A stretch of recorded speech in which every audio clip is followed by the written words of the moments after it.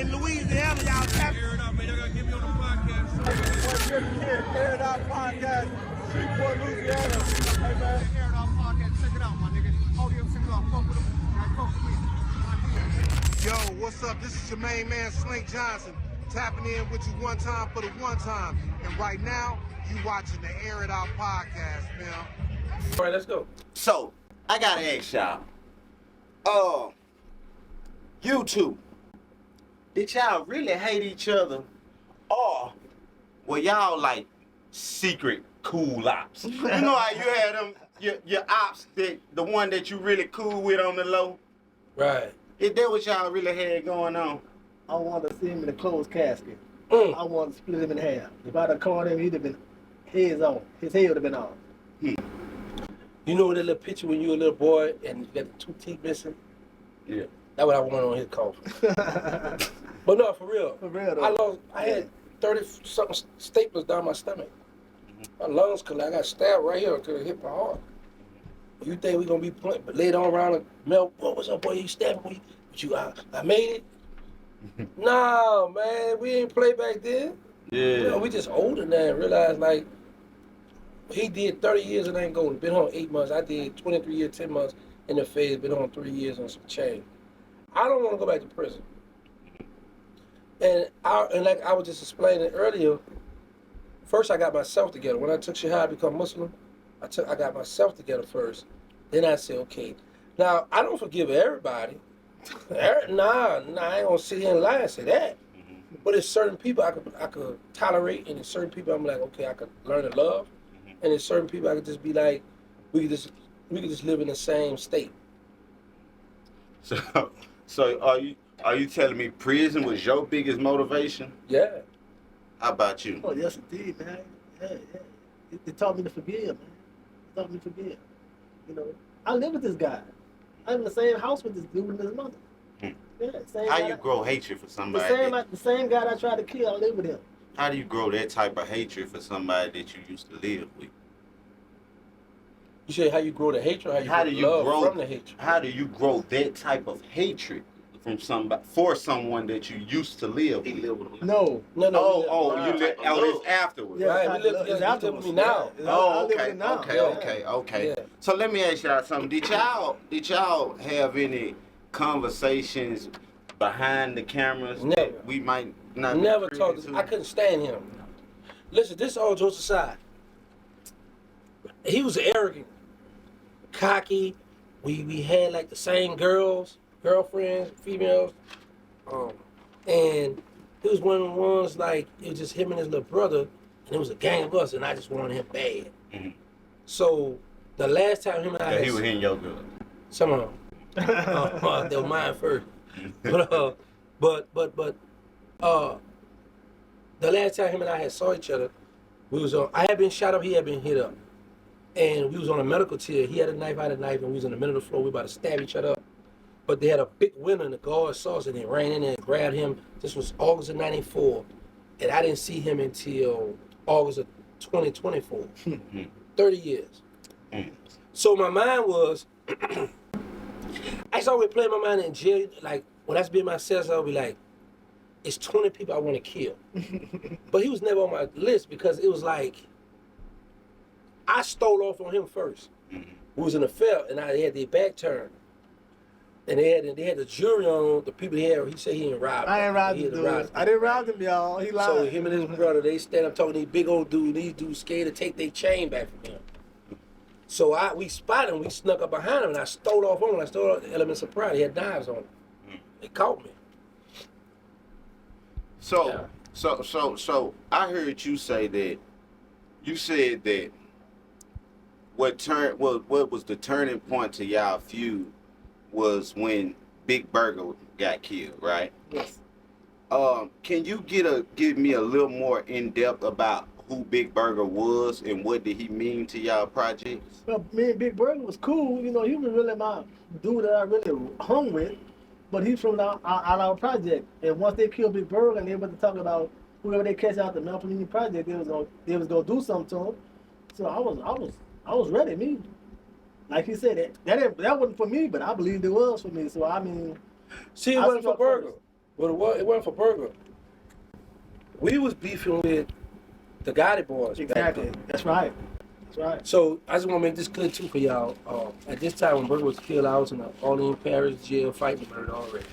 So when Burger came back to the holler at Vamp, he just got a pardon, some clemency, whatever. When he was back there talking to him, Stepper, some people from the project hit Burger up. It just felt like you out the mail, you shouldn't be back here. So he had a girl that he was living with back there, and I guess he got paranoid and felt like they gonna come at me next, so he struck first. Burger. No, him. So I struck first on him because after Burger out the mail, right. he out the mail. Right. Right. But he had a girl he was living with in the Magnolia because we was cool. He was living in our project, just chilling. So after Burger died, you telling me he struck first? Yeah. Because they said whoever So- they catch out the project, they was gonna kill. So I ain't gonna lie. Like, if Burger died, how do you say a nigga struck first? Because he don't have nothing to do with this. He lived with a female in our project.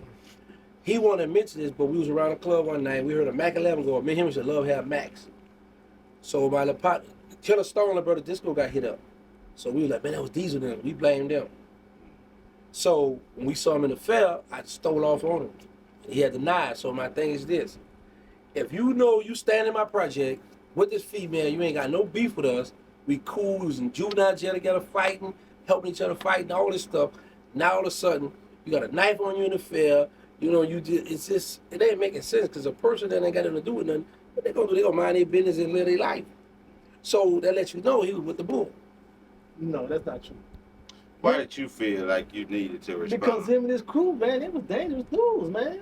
But he been living back there for a while with these dangerous guys. Yeah. My girl told me, she said, they said you can live back here and then you ain't got nothing to do with it. I said, nah, I didn't believe in that. See, he wanted to have something to do with it. Because I didn't trust that. This what I think, y'all. I think by him being out the mouth, living in the Magnolia, if he didn't do something, Milk would have felt like you back with him. Was it peer pressure? That what it was. That what it was. No. Pressure bust pipes? I was scared for my life. Oh. I knew what I was dealing with. Man, I grew up with them. We used to fight together, so I knew how they was coming. Those some dangerous dudes, man. But he living in our project for a while. Yeah, I was, yeah. Until y'all killed Burger. Burger had nothing to do with it. Y'all killed him, so I don't But know. they say you ain't had nothing to do. Me either. So they killed him, so what you think they gonna do me? That is. Okay. I was scared. I was scared, I y'all. was in jail when Burger was killed. So, well, You was in jail. Well, let me ask you this. Looking back on it, Okay. do you think that declaring war was the right decision? And if you had to go through those same sequence of events at that time, do you think you would have chose the same path forward? Oh, no, indeed. No. That was the wrong decision I made. You know, I was paranoid. We out there on the streets, we young, we running the streets, so, you know, that's what it was. But looking back now, no, that's the wrong decision. It's a good dude, man. That's a good dude, man. Yes, indeed. That's the wrong decision for me. So, Giggity, Mm-hmm. let me ask you, when was the last time you talked to Hotboy Mosquito? And what was that conversation like? Man, wow. Yeah. Oh, the day he was killed, he was parked in the project. I was mad with him because I thought he was getting high in the car. So I walked up and said, man, what you want? I said, man, I need to holler at you, man, because his girl had got into it with some guys in the 17 wall on the Olive Branch. Back then, Holly Grove, where Lil Wayne hood. And I was living back that way. Actually, around the corner from there. So he said, man, come with me. I need to go find out what's up. I'm like, all right, cool, because I got to go home anyway. I was in the project. I get in the car with him. We go back there. We don't see the dudes. He said, drop me off. He dropped me off. I gave him my gun. He left. I got in the shower, put on my pajamas. 30 minutes later, I get a phone call talking about he got killed in the Calio. I'm like, man, Mosquito ain't got killed. I called the Calio and then they answered the phone, passing the phone to each other, not answering my question. I said, they playing games. So when I drove back there, I had my brother come get me. We went back there. He was laid out in the driveway like he was grabbing for a gun or something. He hit him up 27 times. And they killed him on mistake. They thought he had something to do with it. They killed him because they thought he participated in something that he had nothing to do with. Took a man like that. But Yeah. was he one of y'all? He was on the original house. Oh, he was dangerous. Yes, indeed. So if just playing devil's advocate. Mhm. If he was an original Hotboy, can he be innocent with anything? Cause you know, coming up in the back when I did used to engage in street activity and things, you know, affiliation, that was enough. This how the Cali is. If somebody do something to somebody in their project, whoever you point the finger at, they gonna just strike it. They feel like we gotta do something. So now, Mosquito living in their project because he on the run because they made a mistake and released him from jail. So if he had committed any kind of treason against them, why would we still be hanging back here? I'm gonna go on and move and to know you about gangsta. I'm gonna come over here. But me and Mosquito had kind of stopped hanging because I was mad with him about that drug addiction. But that's still my brother.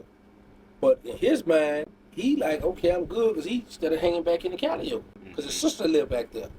So if he know it was a kind of threat or surprise, he's not about to be this relaxed, walk through dark cuts and all that because he thinking we all click together. They send some of the youngsters at him like that.